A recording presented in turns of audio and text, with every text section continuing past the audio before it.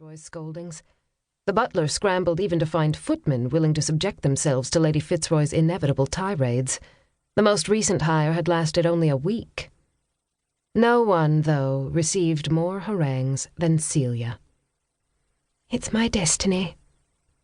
After all, Celia had the same glossy dark hair that curled in exquisite tendrils, the same clear alabaster skin that shone from the portraits at Fitzroy Palace, and the same peaches and cream complexion that had made past portraitures to the manor home think they'd found their Mona Lisa. Unfortunately, even if Celia's resemblance to the Fitzroy family was undeniable, there was one problem. She was not a Fitzroy. She was the maid, just as her mother had been. The countess seemed temporarily satisfied at having criticized Celia's coiffure. "You brought tea. Set it on the table." "But it's for—" The countess gave her an icy frown. "And you brought gingerbread biscuits." "Yes," Celia confirmed. The biscuits were obvious. The scent of ginger and cinnamon wafted toward her nostrils. Christmas was the most delightful time of year.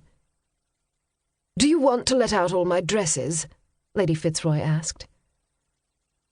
Would you take pleasure in pawing the silks and velvets a person like you should never be allowed to touch?" Celia stiffened.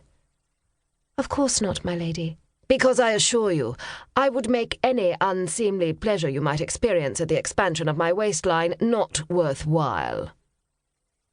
Celia swallowed hard. The gingerbread biscuits were not even intended for Lady Fitzroy. They were for Lady Fitzroy's daughter. Still, given Lady Fitzroy's negative reaction, Celia hardly desired to reveal that. Though Lady Amaryllis sometimes seemed eager to rival her mother in admonishments, Theodosia was the person who was nicest to Celia. Celia had no desire to direct Lady Fitzroy's wrath on anyone else. She placed the tea on a table and left the gingerbread on the tray. Lady Fitzroy picked up a biscuit absent-mindedly and bit into it. Her lashes still moved downward, and for a second her face seemed to be consumed with bliss. Celia almost smiled. Lady Fitzroy's face almost appeared placid, as if reflecting on the taste of cinnamon and treacle. "No one can be immune to the joys of Christmas." "Remember to bring Theodosia's gowns," the countess said.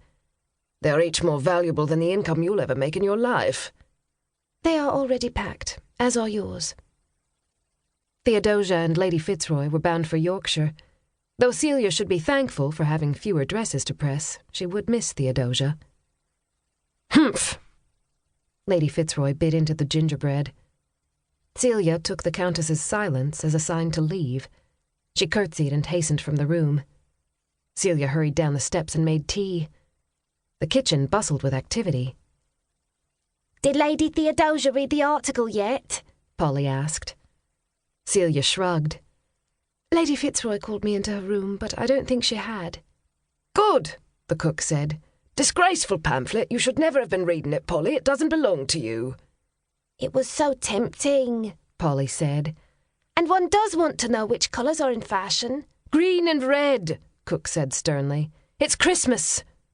Celia smiled and added fresh gingerbread onto the tray for Theodosia. She wiped sweat from her brow. Cook assessed her. "Don't you forget the housekeeping position. This will all be over soon." Celia smiled. "A lovely thought."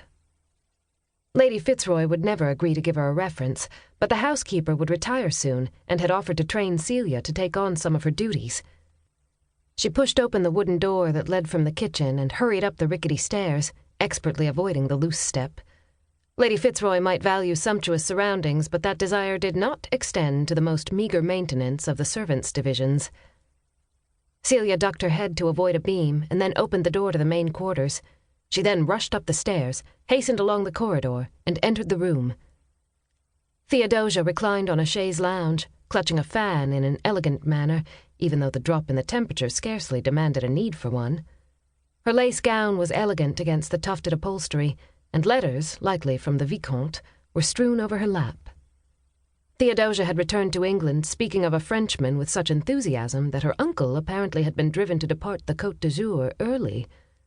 Well, at least Theodosia didn't seem upset by the depiction in Matchmaking for Wallflowers.